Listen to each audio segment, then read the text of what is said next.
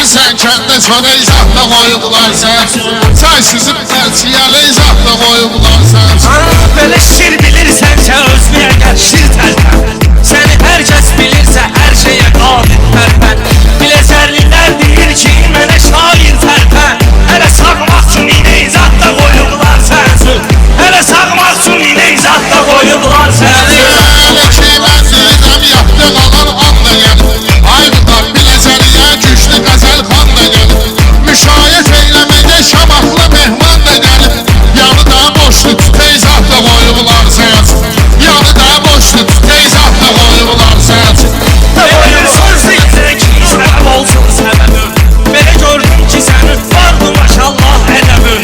Görürəm Rəşad sənin filizli gəlməyir təbim. Qara gün uyuma və şey zat da qoyublar sənsin. Qara gün uyuma və şey zat da qoyublar sənsin. Rəşadın adəti meyxana mərdişim mənim. Seçib xiridarlara xüsusi seçilişim mənim. Vüqar belə şey deyib çox oğlanın işim mənim. Narka biznesdə muzey zat da qoyublar sənsin.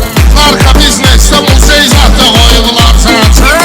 Səni mən pişirmişəm bala bala üzü parkasan. Bilmirəm sən ya Farişsən ya da Danimarkasan. Qaldı iş verməyə sən maşallah şımarkasan.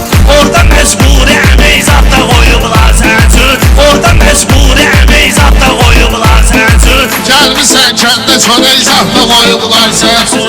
Çay sizin tərçiyə izahda qoyublar